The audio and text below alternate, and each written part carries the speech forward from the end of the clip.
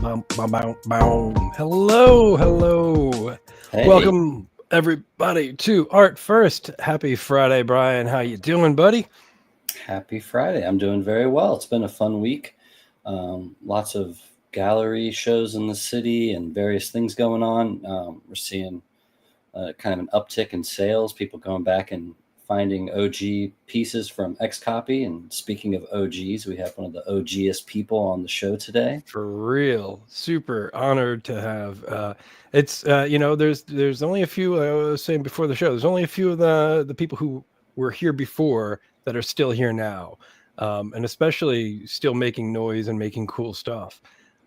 Yeah, let's just chop it up. Let's get right into it today. Welcome to the space, incredible OG innovator, early crypto artist, back in like 2017. Everybody, welcome to the stage, Josie Bellini. Hello. Hey guys, thanks for having me. Hey, it's great to Yes, have you. And I mean, speaking of our show, which is interviewing artists, I feel like it follows. I mean, well, one, I'm inspired by you in a million ways, but this show is certainly inspired by what you were doing when I first started, which was Behind the Art, which was a live YouTube series where you were interviewing artists in the space. And I was fortunate enough to be a guest on that. And I think I learned about so many platforms and stuff from that.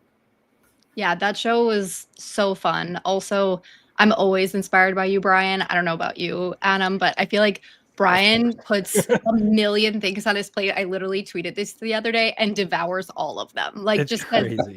yes to everything that you think is cool. And yeah, very inspired by you and everyone on Behind the Art. That was the live YouTube and Twitch show we did and got to talk to you and so many other fun people. So I love that you guys are also doing a live show, and I'm excited to be here. Thank you for Glad to have you. inspiring Brian, because Brian inspired me to get into the space. So this is sort of a nice, super full Sure. circle. Yeah, I think Adam joined the space maybe within a month of us doing that show. No way. Nice. Yeah.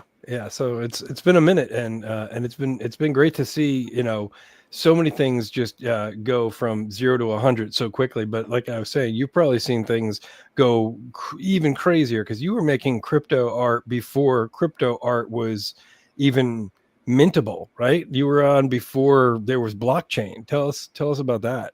Yeah, it's funny because it also feels like such a different era because it was before crypto Twitter, because before it was crypto Reddit. It was like r/cryptocurrency, I feel like. And not everyone had made their way to such like a deep ecosystem of Twitter. But yeah, I started creating crypto art in 2017 with my first piece, which was just meant as a personal piece, was never meant to turn into like creating crypto art as my job in my life. And posted on Reddit, and then it blew up, and I was like, do I have something here? Like I'd already become so obsessed with Bitcoin and Ethereum in general with going to meetup. So it just matched, and that it was history after that.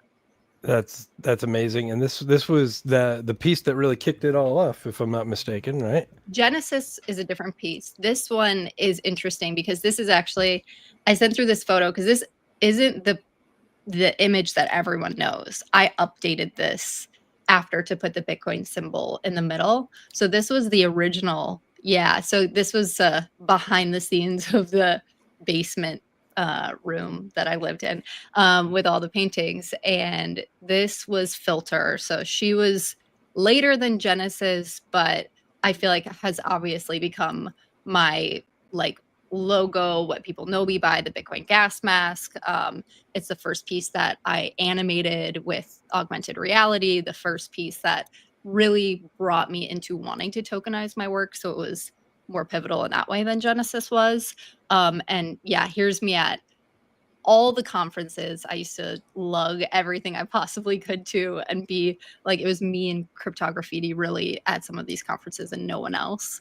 And so we just lugged art everywhere and tried to show it off where we could. But yeah, Filter was the most, I guess, recognizable, definitely, of my works. Yeah, doing AI, not AI, sorry, AR artwork, especially early on, like that was just not a thing that Yeah. many people were doing. how'd you get into that and like that process, because it's such a unique process, especially back when you started doing it. By the way, that's totally not the video I thought I sent you. So Okay. sorry. I think I'm showing someone the Is this okay? Yeah, no. Okay. I thought it was a different video. I would think I was showing someone how you hang it on your wall. Anyways, that's hilarious. But you've done so many things with augmented reality, and that, just ahead of the curve, kind of early out front with technology in your work. Yeah. So filter, like I said, was the first piece that I taught myself how to animate. I was like, okay, I'm going to learn After Effects. And it was totally brutal. And first I animated the actual artwork, and then I animated that t-shirt after too, because I wanted to be able, actually, I brought this to a couple conferences before it was animated, and I would get questions about why I made it, what it meant, all of these things. And I thought, oh, maybe I could tell the story a bit through the animation. I could show the, cut up fiat currencies that were like literally the physical piece. They're just cut up and glued to a canvas, falling away.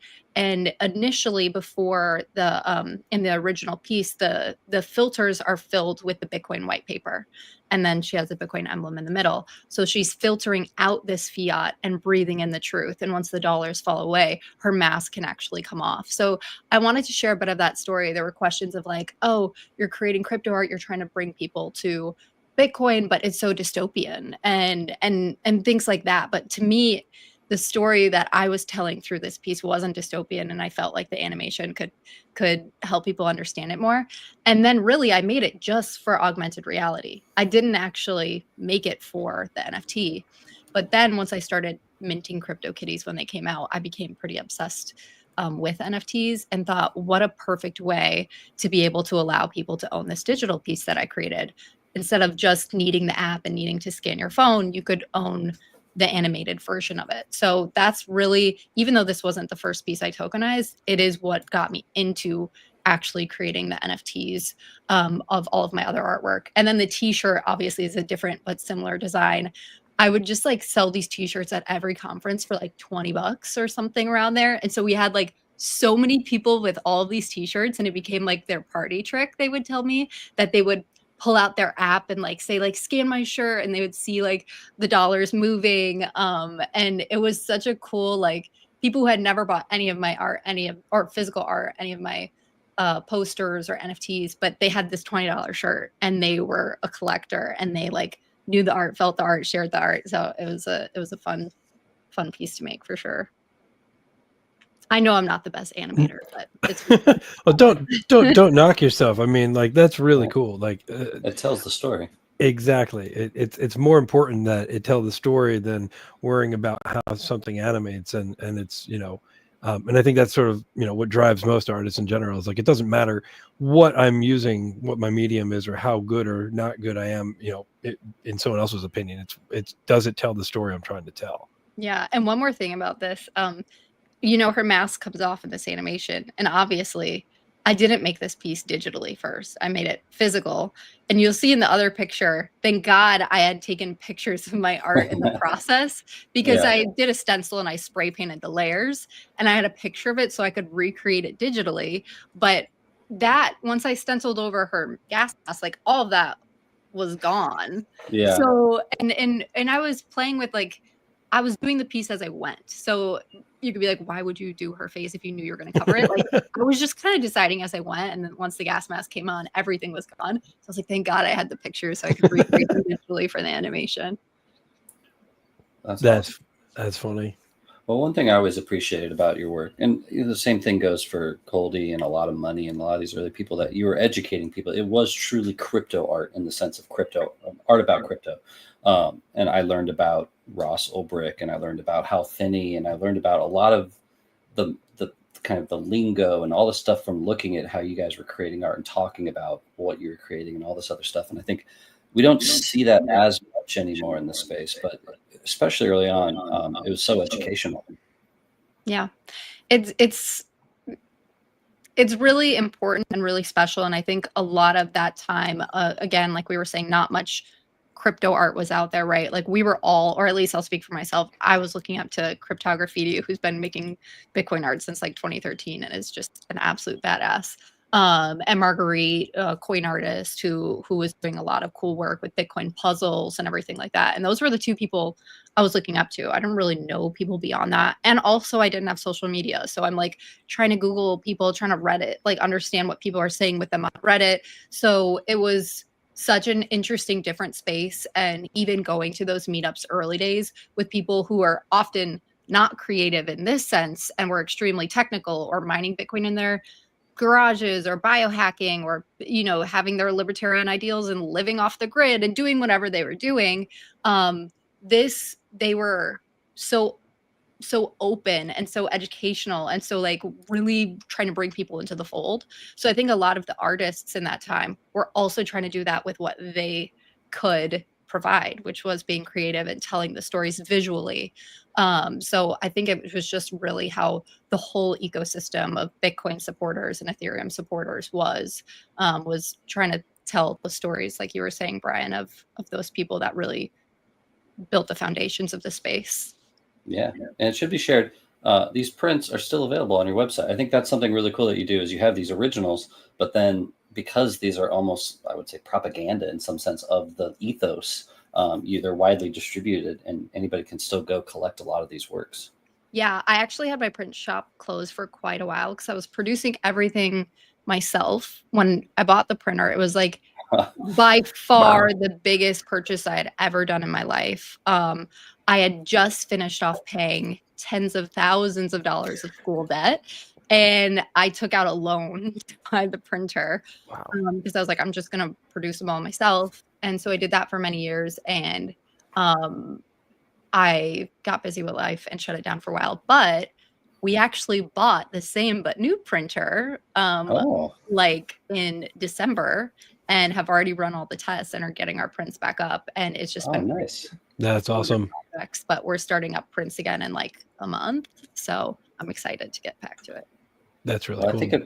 I think about our talk we had back in the end of 2020.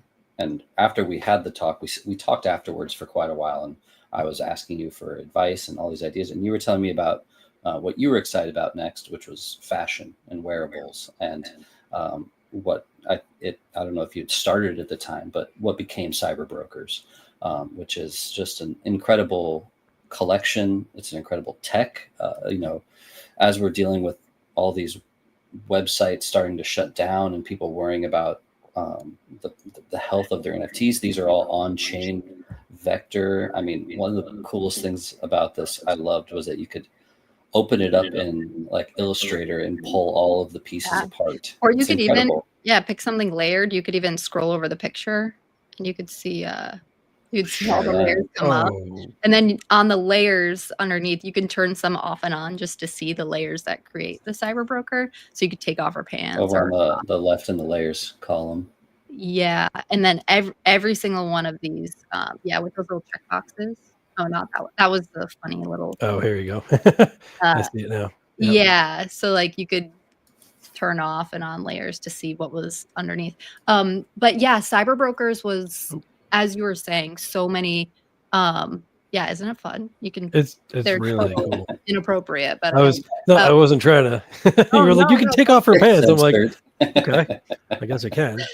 Put those back on. There you go. Yeah. No, it was Cyber Brokers was definitely born from, like you were saying, just like even my own sadness of losing art because art platform shut down and maybe the artists still weren't around or don't know how to create something, a contract on their own to restore things. And like there's kind of the big question around like who's responsible for that and like what happens if things like that happen. But anyways, I was talking to Jimmy who created Avastars, and actually I was originally going to do the art for Avastars, and then I was so bad at just getting things done and doing a lot of things myself. I was like, hey, you have such a vision. And it was before it was even named Avastars. We're like going back and forth. And he was like coming up with all these things. I was like, yeah. And then I was like, you have such a vision. You need to, this one doesn't have a layer because it's a very special. It's a one of one. It looks like a very rare. Yeah. But he partnered with a couple other artists and they did an amazing job. But our chats of like how big of a proponent of on chain he was also taught me so much. And he was a collector of mine, and we met through actually when I was creating a different painting, and I asked anyone if I could. I went in the CryptoKitties channel and I was like, what's the IP for this? Can I paint in CryptoKitty and sell it? Like, is that a problem? So like that's how we met, and then we became friends and went in CryptoVoxels and all the things.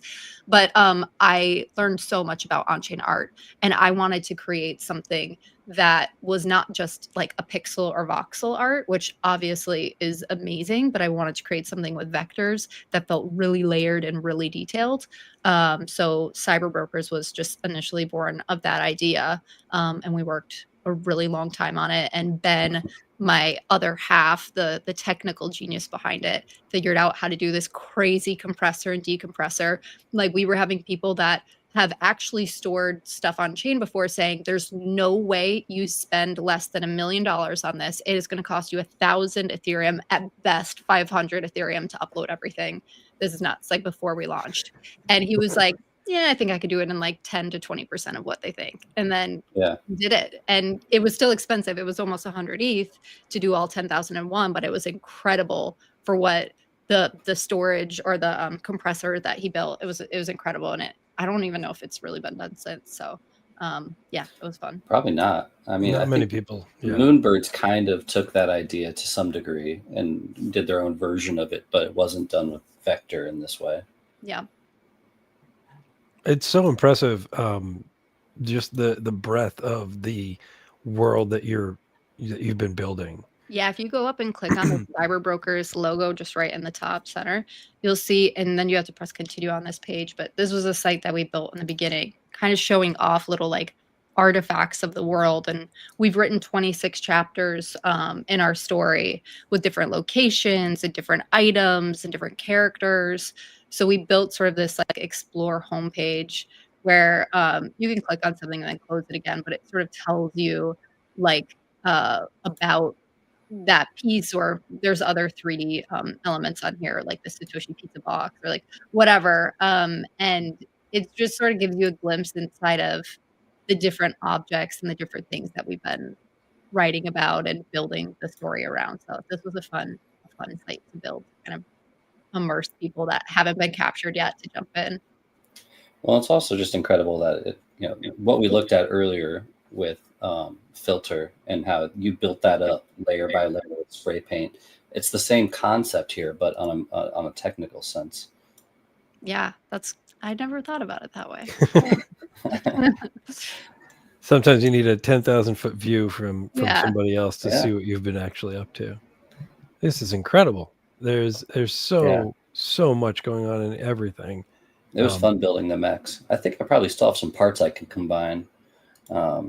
I think I built like 2 or 3 mechs, but I got some parts sitting around. Yeah, the mechs were fun. Just like a free release we did for Cyber Broker holders. And they were you can enter trial mode and you could just see with every mech style. Oh, it might run a little slow if you have a lot of other things running. But yeah, you can just build. I'm just streaming some sort of video right now. Yeah. But you can just build like any combinations. This was really fun because we wanted, again, like Bryan was saying, with the layers of things. Like, we were like, well, let's let people make the wackiest, crazy. There's a right arm tab if you want to do a right arm up at the top. Right? I don't need a right arm. But I want to be able to mix and match like weird stuff and color it. And this was a real challenge. It actually was a really good first step before we made drifters. But we took 50 different styles of mechs that we hand created. They all have their own skeleton, which, by the way, is a nightmare. We should have used the same skeleton for everything, but we were like, let's do it. We'll figure it out. All have their own skeletons. So like some are, if you could imagine if the body for one mech is only like 20 meters tall, but the body for another mech is 40 meters tall, and then the legs are a different height. Like, all of the mechs come out completely unique skeletons where we like stitch the skeleton together in the end. And these are usable. Like, you download your file once you mint it. or you don't have the download for some worlds. Like we've worked with Monaverse and Hyperfi, like you just log in and it's in your wallet ready to go. So this was such a fun thing to build. And this is a little bit of the precursor in some of the R&D for drifters, since drifters are fully humanoid avatars as well. Drifters, so so cool. that's on the horizon, right? Yeah. 5 days? Oh my goodness. Oh my goodness, yeah, next week.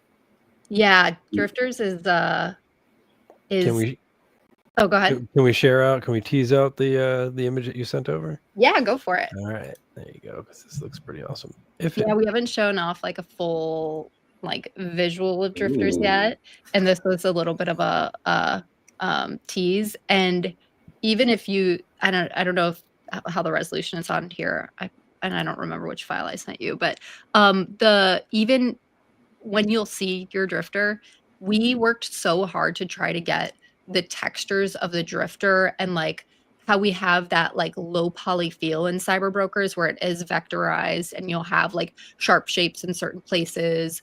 We tried to figure out a way to be able to translate that to 3D, which was really difficult. And we went through a lot of iterations, but you can see like the shine in her glasses, the shines in her hair, and more with the full body once you get to see it in its full glory, like the dots in some places for shadowing.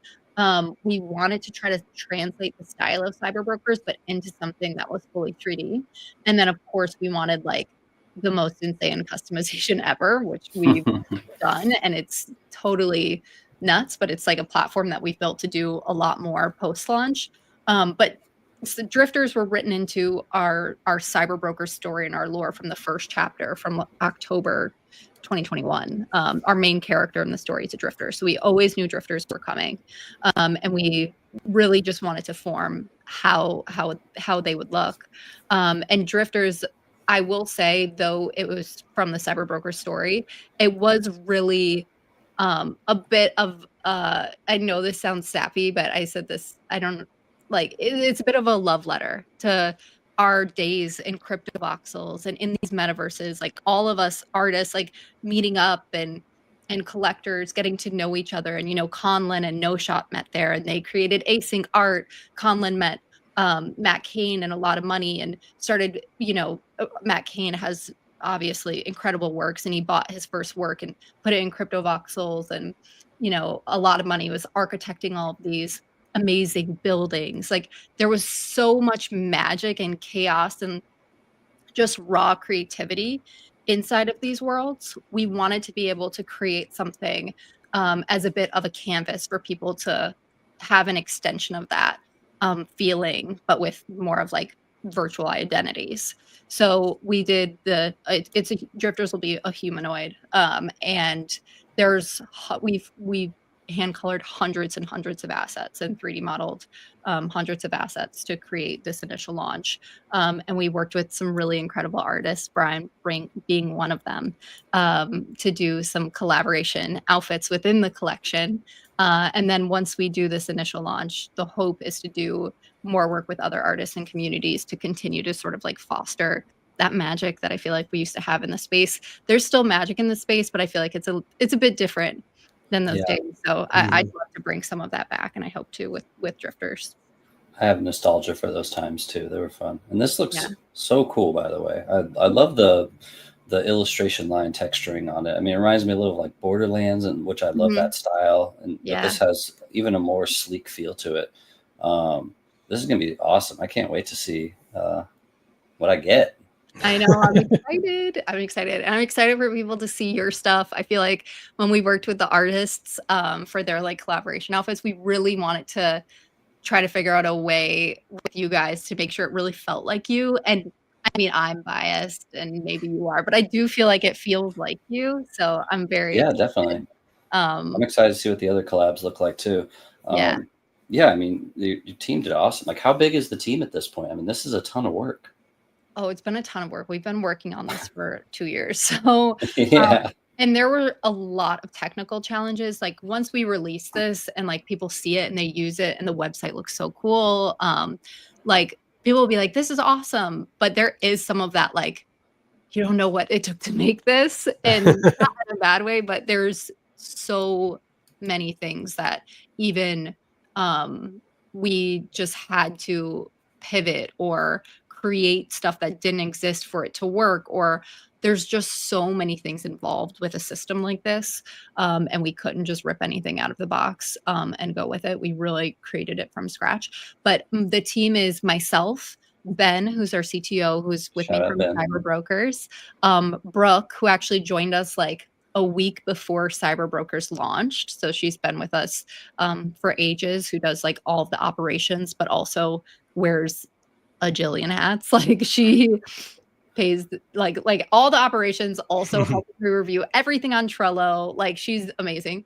And then we have Benji, who is actually one of the former developers at CryptoVoxels, which is such a cool. Oh, nice. Yep. And then awesome. we have Vinny, who's an amazing front end developer and helps make our websites possible, because our websites are so cool, and props to him for that.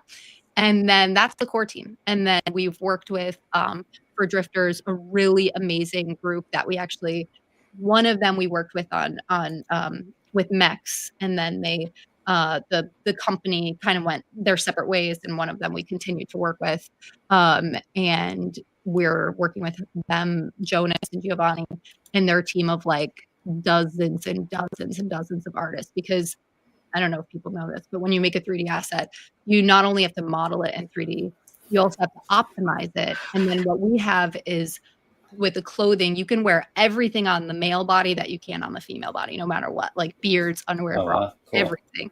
So then you have to port it for each gender.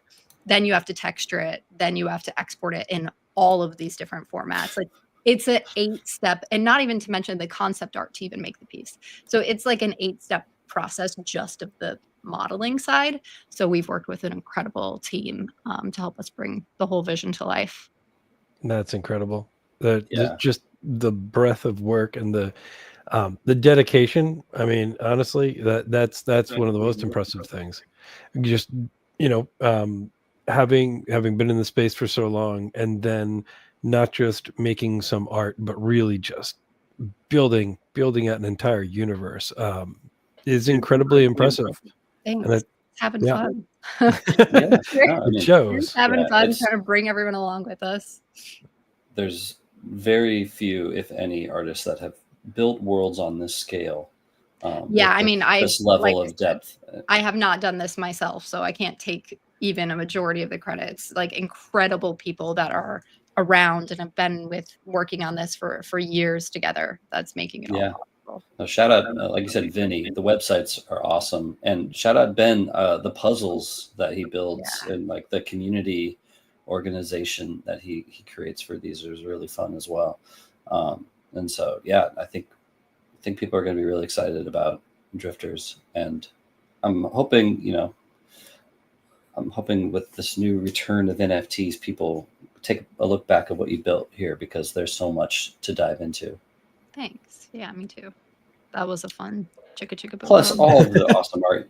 Josie's art is like some of the hardest art to get a hold of, because you're very scarce with your releases, and so yeah, that's I don't always even been know on if my- it's that intentional. I just work on You're just busy. You're working. I just work on things for too long. I'm like, oh yeah, I've worked on this project for literally 2 years straight. Okay, yeah, but I actually have totally separate conversation for a separate day. But I actually have been working on some personal art outside of this universe, back to crypto art, Bitcoin specifically, in the history of Bitcoin, and I'm really excited about that. But Awesome. nowhere near done. And once it launches, I'll be like, I worked on this for 2 years again. So it'll be one of those.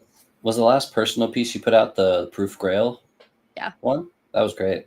Yeah. I loved the reveal of it too. You kind of like chopped it up as a hidden teaser for a little bit. Why do you know everything, Brian? Brian I'm a follower. I'm a fan. Brian is a fan of almost everybody in the space. Brian, it's incredibly impressive. Everyone is a fan of Brian. So it's true. It goes both ways. I love that. If you don't like Brian, I don't trust you. If you go to a party, you see people flock around Brian because everyone feels comfortable with Brian. Like you're just too cool for school, Brian. We're just trying to get pins. To be real, we're just trying to get pins. Oh yeah. You're just trying to get what? His collector little pins. I give away. Oh, I love my pin. I saw my pin is on my hat that I wear every day. Oh, that's awesome. Amazing. Key. Well, Oh man, this is so cool. Well, I'm so it is. excited for next week, and excited to be a part of it. I mean, just to be a little part of this big thing you've built. It's so cool. It's a Thank little you. mini Yeah. collaboration. Yeah, thanks for saying yes on it. Appreciate it. Can't wait to see it, you guys. It sounds like it's going to be incredible. Oh man, Have look, you talked about how it's being released? And well, one, thank you. There was a raffle in my Discord. Thank you for that. And Yeah. the collector that won it actually owns a bunch of cyber brokers, so he was super psyched. Oh, no way. That's perfect. And so, yeah, Yeah, of course. No, I'm excited. I'm excited that we're getting some community members of you guys, and I guess this one overlap, which is amazing, into some of these boxes. But the way the sale works on the 14th is that we're releasing 3 DNA boxes with different sizes. So we have like the starter pack, which don't quote me on the numbers because I'd have to go look at it, but I think it's filled with like 10 items, cool. including like 1 special skin, some colors, and then like 7 like clothing items. I don't know if we've actually said this or not yet, but the website is really cool where when you open your box, you see your options to actually select with some of the categories. You get to select your options. So you get to see more than what you're going to end up with. And it works based on rarities and randomization. So you actually get to select some of your things. So if you want to open multiple boxes, it'll say like, oh, you already selected this in your inventory. Just so you know, you already have one of these. So you can try to collect things that you haven't collected yet. And you're not just like, you get what you get. You get a bit of a selection process, which I'm excited about. Yeah. Mhm. And then the medium pack is like the biggest pack. It's the expansion pack, which it's like 20 items or something like that. And then the collector's pack is about 12 items, I believe, but you're guaranteed a legendary item, which is the most rare item. And then the artist outfits that we collaborated with, I want to make sure I say every single person's name. I don't want to forget. So I'm just going to pull it up. So I would feel so bad. Brian, Coldy, Osinachi, Joy, Skrilla, Bananakin, X Copy, and Dutch Tide. The artist outfits will be spread across multiple different rarity levels. So maybe one item in Brian's might be legendary, and then one item might be more common. So there still can be a good amount of collectors for a piece of work that you and I collaborated on, which is also kind of nice. So it's not just like only locked into legendaries. It's spread around. So that's how it works. And then the reveal will be a few weeks later. You get to open your box and go to the genome ward is what we call it, which is like the closet.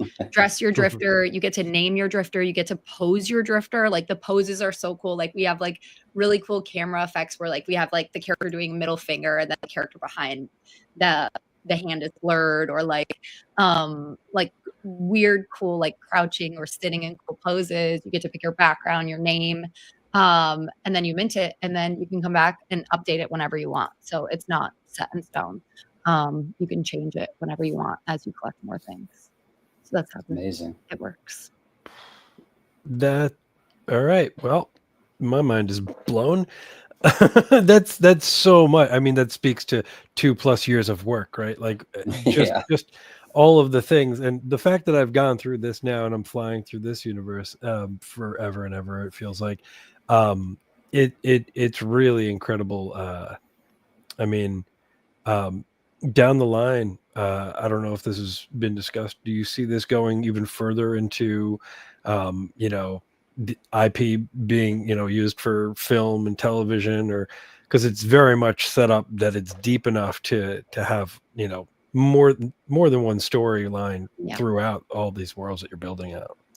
That's the hope. I mean, right now our team is 5 members, so we're pretty small and we're all self-funded. So we haven't taken outside capital or anything. So, but the plan is to continue to build our IP, to continue to create this just high quality, amazing thing that, or at least we think it's amazing, that we can share with the world.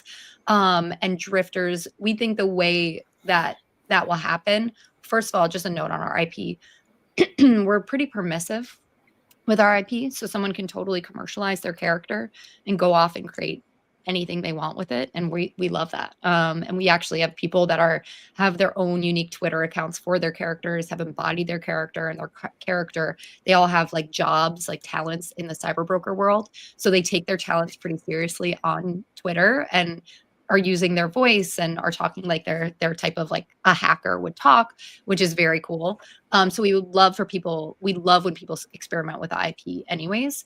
But for ourselves, drifters and this platform that we're creating with these 3D characters, we also want to obviously continue that with some gamified experiences and apartments and companions and like all of that sort of thing down the line.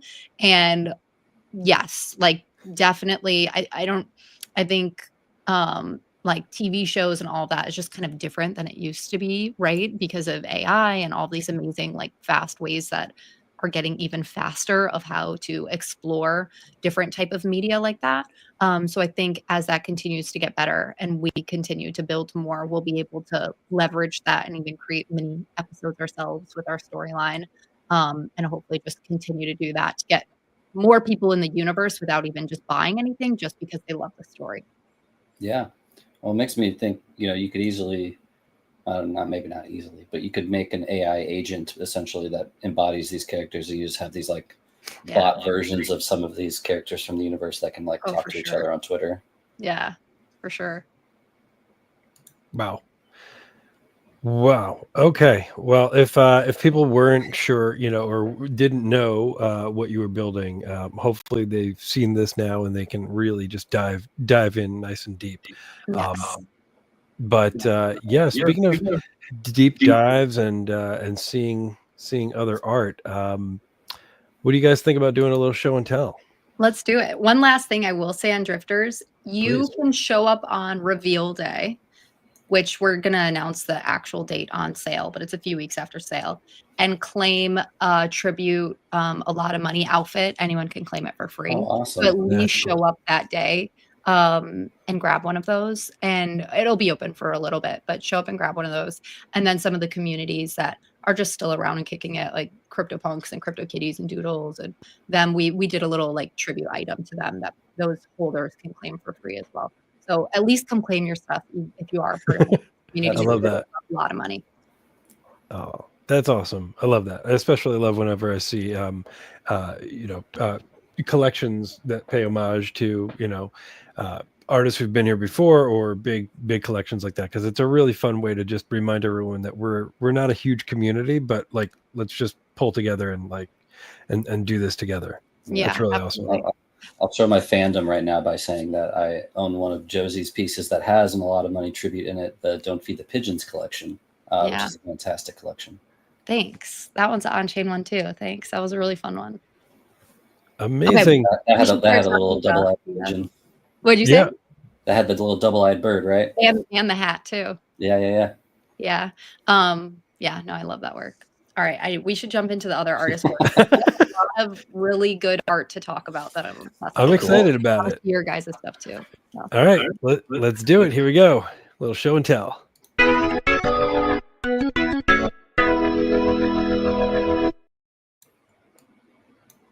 Okay, this is the part of the show where each of us has brought 3 pieces of art that we have found or collected and we think is really, really cool and deserves some uplifting. And that's what we're going to do right now. We're going to go around and talk about each of those pieces. Josie, we're going to start with a piece that you picked out. And here is the first one from Dominic G. You pronounce that. Go ahead. Genda. I don't know how to pronounce it. Genda is pretty awesome. Is what it is. I apologize. We don't have the audio in this, but at the end of the show, all of these works that we talked about here and the things that we've shown from Josie will all be linked up in our Art First Show Twitter account, and people can go and give love to all the artists. But yeah, tell us about this piece that you picked. Okay, this piece that I happened upon. First of all, I mean, just taken how incredible these scenes are, and even those words popping up, I'll say why that I was such a big fan, and like this crazy archive of all of his memories. This is the artist said that this is a piece, a bit of a picture into his mind. And this room he explained as memories, both good and bad, that he sort of built this archive pretty quickly to try to store them, and some are slipping out. Maybe ones that aren't even good memories, and he's trying to control them. And then it goes through this loop. And when I first saw this piece, I was in love with it. I bid on it and sadly didn't get it. But it was for so many reasons. The art style had reminded me of one of my all-time favorite artists, Alberto Mieglo, who did like Spider-Verse. If you've seen Love, Death, Robots, did the Jabaro episode, Witness. He's crazy, like crazy artist. And the words that are like flashing up, a bit of that like comic sort of flash reminded me a bit of it. But then I read just the description and I started actually DMing with this artist, and I was like, I don't mean to say this in an offensive way. I kind of just said it and then I apologized after because I was like, oh, I don't know if that came across weird. We've never met. But I had this full screen and the audio on and was like just looking at it loop. And I was like, I feel like I'm on drugs looking at this. Like, and or you were on drugs when you created this. And like, I was like, just seeing the, the depth on these walls and what was in his mind felt really personal and really just amazing. And there was I'll just read the end of this description, if you don't mind, on Super Rare. Go for it. It says, the positive and negative both intertwined, a battle of emotions within my mind. The archive was built in a haste, and now the struggles I must face. But I know I'll get through it. I'll find a way to keep the struggles at bay day by day. I'll heal the gaps and mend the holes and keep my mind, my heart, and my soul. So I just thought it was an incredible piece. I love it. It really is. It's really absolutely gorgeous. It's a hypnotic loop. The details in this are insane. It feels like a snippet from a film. Mm-hmm. It's and I also love that I can see something new every time I go through it, because you can't possibly absorb all of it in one watching. And so I'll pick like the left side. I'm going to only watch the left side now, and that kind of deal. It's really fascinating. Yeah, he's extremely talented. Yeah. Part of it, speaking of things that reminds me of, it also reminds me of like Carlos Marcial's work, where that's always got the tracking forward through these different rooms. I love it. It's really cool. And I love the design of it. This has kind of this Art Deco, futuristic, cyberpunk. The lighting is so good. So much to take in. All right, this is the show. The next 35 minutes, we're just going to watch this. No, that's absolutely good stuff. I love it. Thank you so much for sharing that. All right, Bryan, you're up next. Follow that. What did I bring? Follow. Now you brought some incredible art here too. So this piece here is Hanging Gardens of Babylon by Adil Dursum. Oh yeah, Adil. Absolutely gorgeous work. She makes awesome work. So this is done in 3D. She normally does these kind of like cyberpunk, like cityscapes. This one I really enjoyed because it went in this more flat geometry feel. And yeah, I thought it turned out really great. It's part of, I believe, the Click Create released this month, curated by Minotaur Man. And I've just always been a fan of her work, and I thought this felt like a real like kind of level up moment for her, where she's like expanding out of her style in a way, and it really nailed it. I love the motion too that she captures, even though everything is like so solid, but those birds with that blur really look like they're moving, and I love the lighting. Yeah, and she's always got a lot of her pieces have animation, so it feels like a still from that. Yeah, the waterfalls and mid flow, the birds, like you said. That lighting makes it feel like it's inside of a cave or something. Yeah. Like it's like the lost city, Atlantis vibe. And the detail cool. is just ridiculous when you see, and you get in there and you see these little like vines and leaves, and it feels so alive. I love it. Yeah, I'm excited to follow them. Yeah, her work's amazing. Definitely worth following and checking out more of. All right, Bryan. Right. Good stuff. Oh, thank you. Let's good stuff. All right. I went searching, and this week I went back to rodeo. It took me a little bit longer, if I'm being honest. There's a lot more on rodeo. Not all to my liking, but there's I'm glad can't like everything. You That's can't. important. I'm glad though that there's still a lot on there because it's still really good for discovery. So for me, at least, this was there's an artist, I believe, I don't know if it's Reg or Reg or Reeg, Reeg, and this piece is called Thick Head.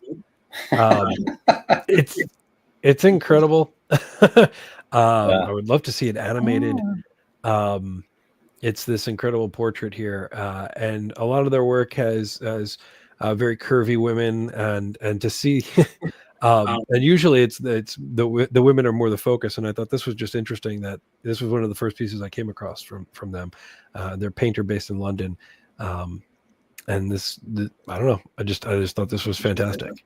At first when I saw it, I didn't see the women. Yeah. I thought it was just like sort of like a brain, like inside out on the skull. And then I saw the women, and I love that. That is so cool.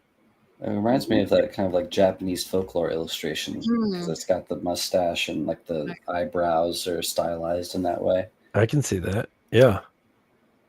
I love that. And just thick head reminds me of like when you're young and your parents are like, you got a thick skull or a heart. Like I forget the stubborn. You got a thick head. Yeah. Thick head. Yeah. This probably wins the award for most butts we've shown on the show. It's true. It is. It's at least like 80% more butts than usual, but for good reason. Yeah, for good reason. Cool. All right. You showed boobs at the beginning of the show with Cyberworkers. This is a very provocative episode. Yeah. This is it. Look out. This is we have to put the rating up for this one. You get flagged. This is not on kids YouTube. Of course, NorCal's top collector. He knows. He is. He has a bajillion things from I think and especially from this artist here. So anything that this artist made, they collected, and it's all awesome. It's all fantastic. Definitely worth checking out. Will be linked up. All right, Josie, you're up next. Here we go. We're going back. We're going to this piece, "My Soul Cannot Touch the Ground" by Giant Swan, VR. I believe a VR artist, if I'm not mistaken. I've seen their work over the years. Yeah. I've wanted to collect a one of one by him forever, and then this was the one that I've collected, and I was honored to collect it. He's, as you can see, incredibly talented, and he does all of his work, like you said, inside of VR, and it's just like painting this and sculpting and forming all of this. He also does physical work too. He'll do prints, and then he does like physical sculptures that look like this, and he's just incredibly talented. We catch up once in a while, and I just love getting to peek a bit inside of his mind because he's really a genius. And this one has definitely more brighter, vibrant, pastel-y colors, but some of his are really dark and deep.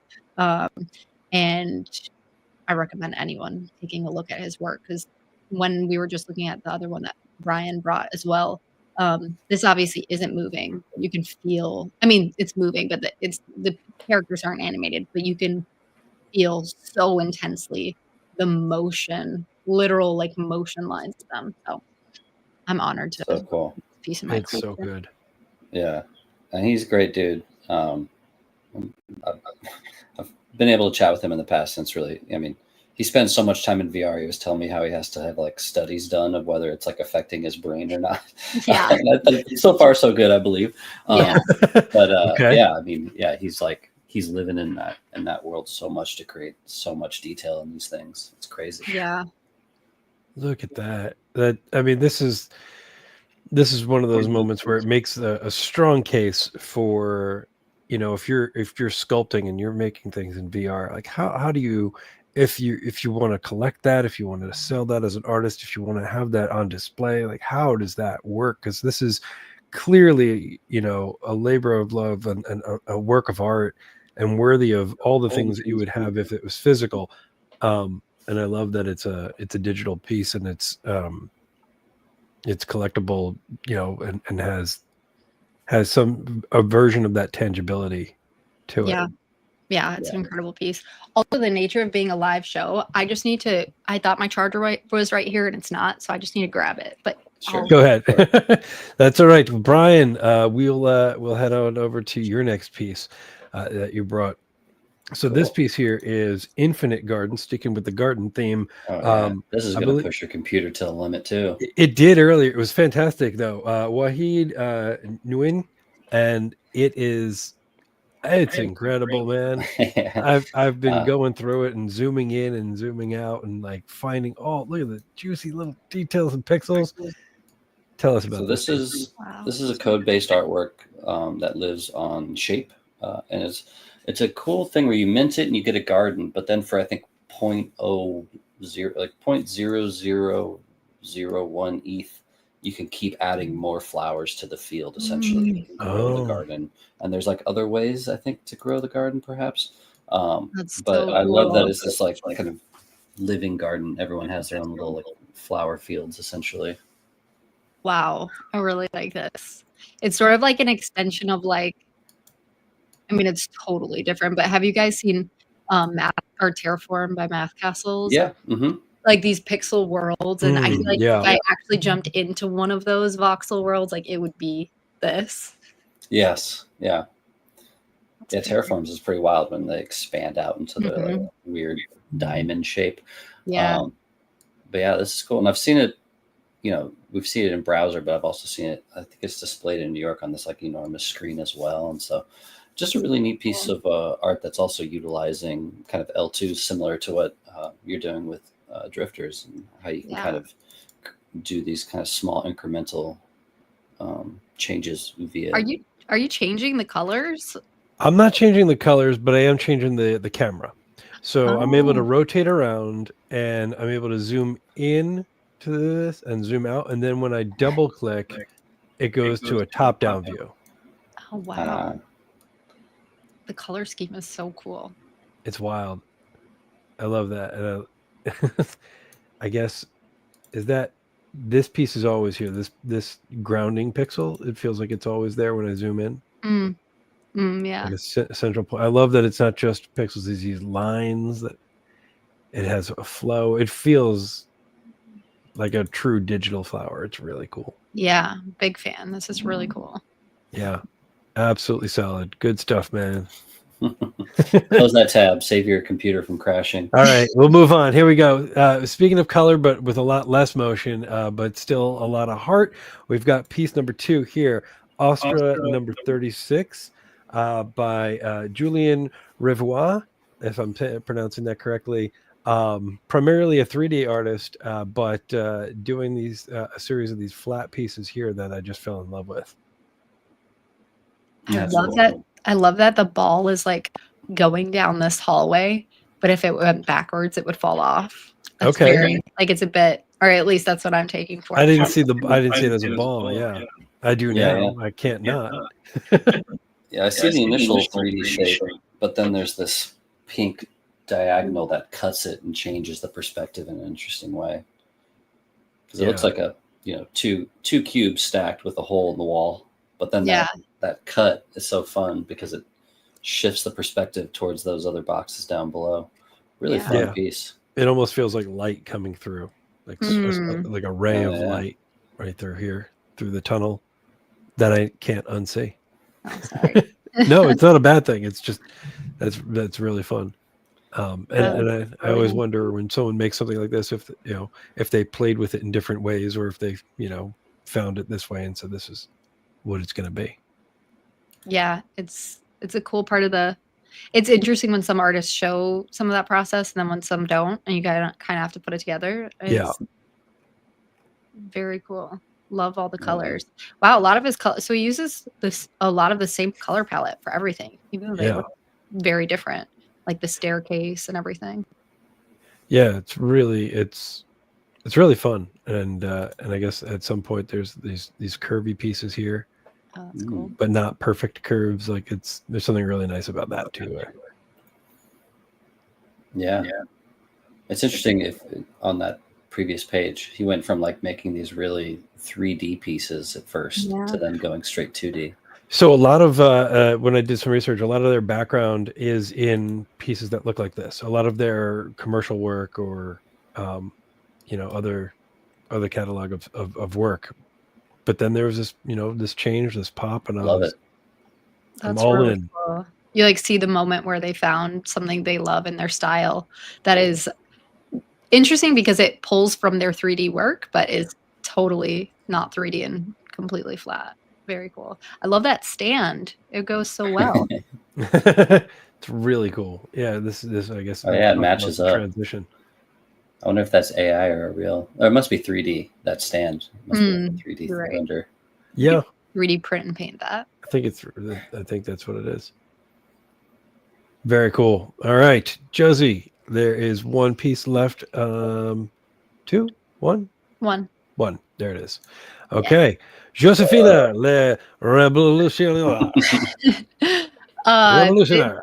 Yeah, this is by my friend Diego Rodriguez. I have just gotten the honor to know him a bit. He is did all of the art for Blockade Games in Neon District. So Ben, our CTO, was a co-founder of, or is a co-founder of Blockade Games, and that's how I met Diego, through Ben, who's this amazing illustrator, and I've always been a huge fan of his work. And I just asked him one day, I was like, I would love to commission something from you. And he was like, let's talk about it. And I think this was like March of whatever year this was done. I don't remember. 22. Okay, 2022. It was like March, and he was like, "What are you thinking?" I was like, "I just want the girl and a gas mask. You can do whatever you want."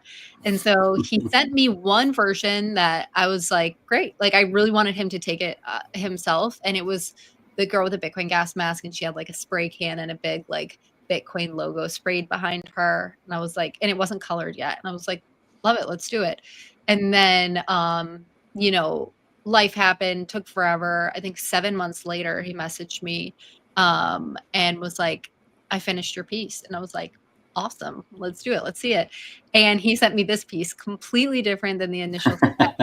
And I was like, I really liked the first piece. I fell in love with this piece. I was like, this is incredible. And he was really proud of it and spent a lot of time on it and wanted to get it right. And just for himself, I would love anything he made. And I'm just absolutely obsessed with it. And he's really talented. So it's incredible. I mean, it looks like the cover of a comic book series. Yeah, doesn't it? Yeah. And like the Wall Street like sign bending. Yeah, it's got the fiat tearing away like your piece. Yeah.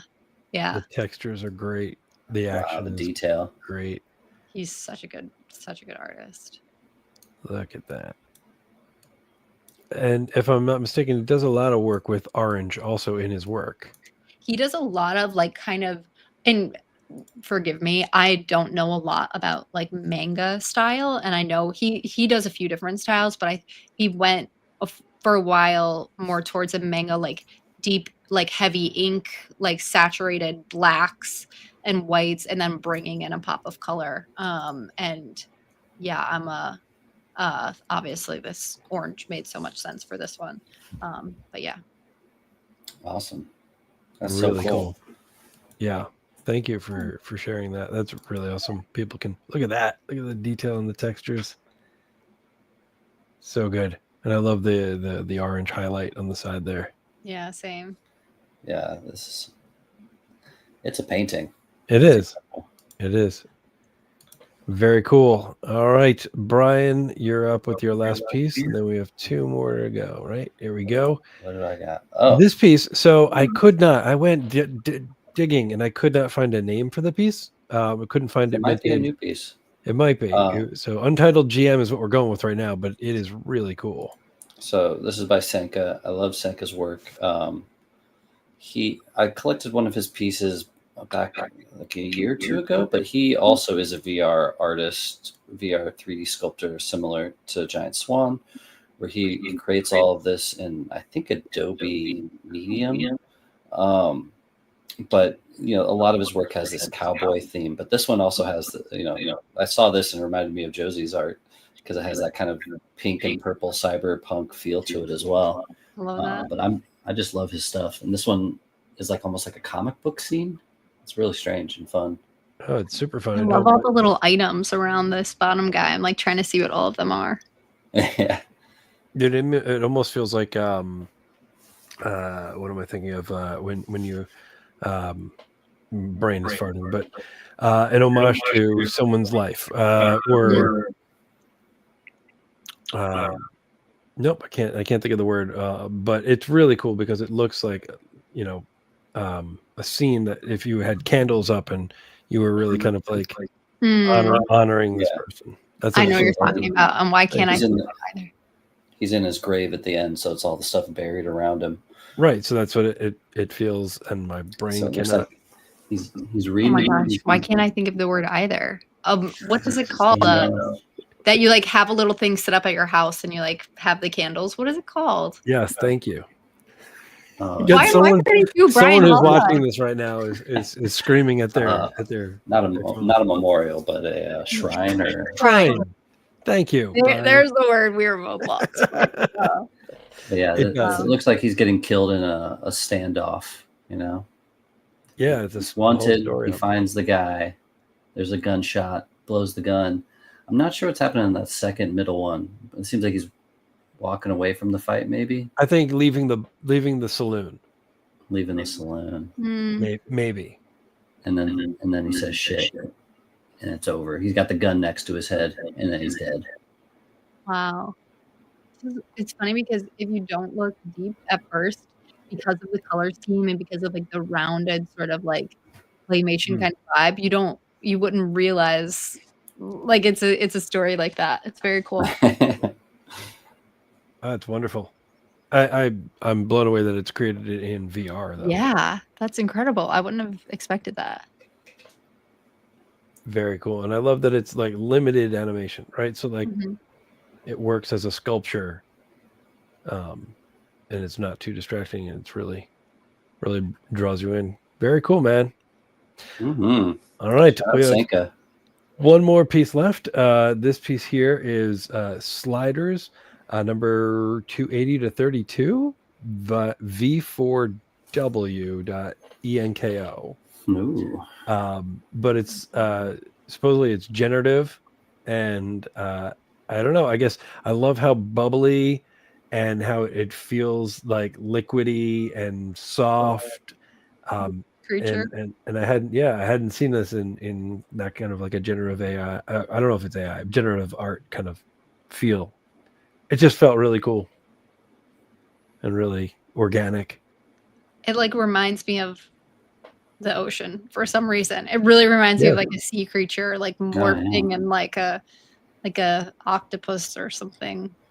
Or something with like 1,000 legs that's at the seabed, just floating around. And even some of the shapes when it like comes through the middle kind of look like starfish, those pink. Oh yeah. So this is a series of multiples of this type of work. Yeah, it's a series. Let's see if I can get there with this. Yeah. Mm-hmm. And they all move? I believe so. Yeah. Oh, cool. I wonder, like, this generative stuff, like, I'm so curious.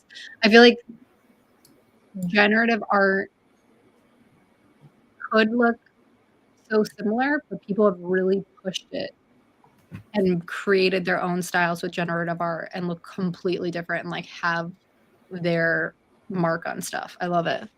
Yeah. Cool find. That's cool. Thanks. All right. Well, like I said, all this art at the end will be linked up, and so you guys can go take a look and give some love to these artists. Some of them you can even still collect. But that's that. But Josie, obviously you do have something coming up that you probably want to plug. Just remind people again when they can get their hands on the new collection. Yeah, follow our Drifters Twitter and Cyberbrokers Twitter. You'll get up to date with everything, but the sale happens on the 14th. And then a few weeks after, we have the reveal and that claim that I was just chatting about, that even if you don't want to participate in the sale, you can still come and claim a tribute for a lot of money and some other tributes for other communities if you're a part of them. So join us, at least come see it all unfold. And yeah, or just hop on our Discord. You don't have to be a holder to come hang with the really cool crowd that's there. So if you want to hang with people, come on over. Awesome. I love that. Bryan, any extra thoughts, closing thoughts? No, just thanks for coming on. Thanks for allowing me to be a part of it. And yeah, I'm excited for next week. It's going to be a lot of fun to see. Well, it's going to be fun to collect, but then it's going to be really fun in a few weeks when we get to reveal and play around with it. Yeah. Thank you so much for being a part of it, Bryan. And thank you guys both, Bryan and Adam, for having me on the show. This is like, I love it. It's a little bit of a throwback for me. So thank you. Thanks for coming. Happy to have you on. This was a ton of fun. Thank you so much. And thanks to everybody who is watching. Go follow Josie, all the artists, the show, and we will catch you guys in the next one. All right. Take care, everybody.